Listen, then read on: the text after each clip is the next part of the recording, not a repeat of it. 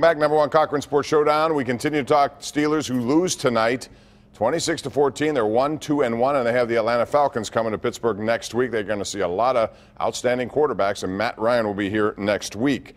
Let's talk about slow starts here, guys, and one other carryover topic on this topic, and that would be why. At home, they start 35-0 in 2 games at home. They respond and erase both of those deficits, but when you start slow, you put your team in a big disadvantage. So, Jason Mackey, when you look at slow starts, do you blame coaching? Do you blame players? What do you blame, especially at home? Well, I blame all of it, really, Pomp. I don't think there's anything that we should exclude, but I know Mike Tomlin was asked about this after the game, and he said turnovers, and I happen to agree with him, and they can be momentum-swinging turnovers.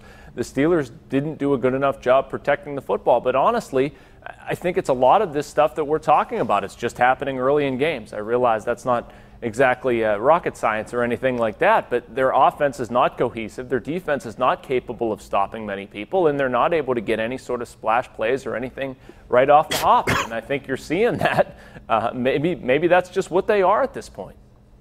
Well, I look at the coaching to some extent, and I am not a Mike Tomlin hater. The guy's won a lot of games in his career. There's probably about 28 NFL teams that would love to have him as their head coach.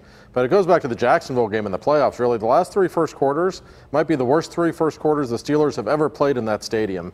And I'm sorry, I have to look at the coaching to some extent when a team looks that unprepared. Watch the Steelers' defense. Look how confused they are before snaps. It's not once or twice in a game. It's constant. Just watch them. There's still people talking when the ball's being snapped. They look like a team that doesn't know what's going on. And look what happened after adjustments were made at halftime. Really, the last 2 weeks now. That's a pretty disturbing trend to me. I know Mike Tomlin is a good coach. He has been for a long time, but I think it's fair to start questioning some people on this staff. If you go back to the Jacksonville game, they're actually 56-0 down in the first quarter for their last 3 home games, the Jacksonville playoff game. But my point is, first of all, I'll speak a language you two can understand.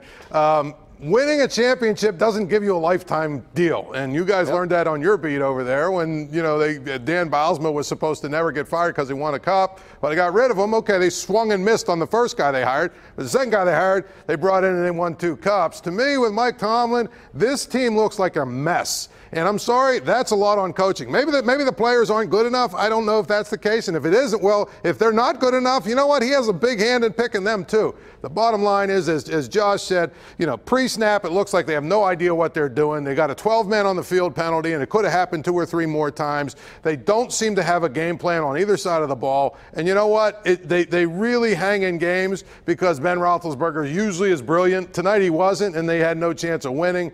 I honestly think that Mike Tomlin better fix this, or it's fair to say that he needs to start being on the hot seat. Or his defensive coordinator, too. I mean, it can go in that direction, too. The Steelers likely don't make those kind of things real quick. So I just want to ask you real quick here around the horn. I don't know what you guys thought of in this, preseason, what the Steelers might do. A lot of people had them going to the Super Bowl. I thought 10-6 would win a division. Now I know that's not going to be the case. Have you changed your opinion of the Steelers based on what you've seen in 4 games? I don't know that their defense is as far ahead as we thought. They were going to be with the additions they made in the offseason. So I still think they're the best team in the division, believe it or not. And I still think they're going to win the division, but I don't know if they're going to get to the Super Bowl. I will go the other direction. I thought they were a real Super Bowl contender before the season. This isn't a very good football team right now, in my opinion. The 2 best players on the team look like they're not even speaking with one another. The defense is a mess. And by the way, look at their schedule. They've still got at New Orleans, at Baltimore, at Jacksonville, home to New England. A couple of other tough games. The Bengals might be a little better than we think. I think this team's really going to struggle to make the playoffs. I'm going to agree with Josh on that one. I had them as like a coin flip, them or New England coming out of the AFC, and they're just nowhere near that. I think in 6-7 weeks, this could get really ugly if things don't turn around. A lot of good quarterbacks on the schedule, no doubt. Now it's time to go around the horn for this week's Smooth Moves, brought to you by Pittsburgh's largest supplier of the smoothest granite, marble, and quartz countertops. That would be Armina Stone. All right, so Smooth Move, guys, it could be anything from Pittsburgh or somewhere else globally in the sports world. Paul, start with you. I'll start with me, and I'll say this. Smooth move of the week to me, how about the Pirates finishing above 500? Not bad for a team that has only done that, 3 other times in the last 20 years. I know it wasn't, a playoff season, but I think they did some good things, and there's some stuff to build on for next year. Yes. Go ahead, Josh. Your smooth move. My smooth move gimmick has become one of sarcasm. It's what I like to do when I'm here. So a sarcastic smooth move once again. Tom Wilson almost killed someone today. It was a preseason game.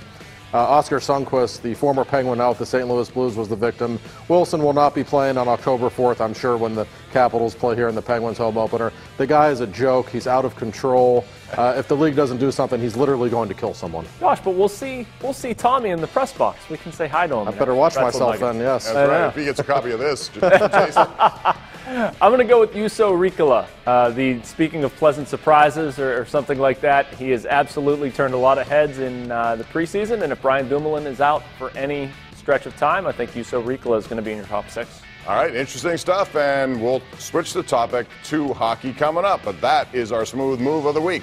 Brought to you by Armina Stone, who features Pittsburgh's largest indoor stone gallery of granite, marble countertops imported from all over the world to give you the smoothest countertops in the area. Score a touchdown with Armina Stone. Hockey Talk is next.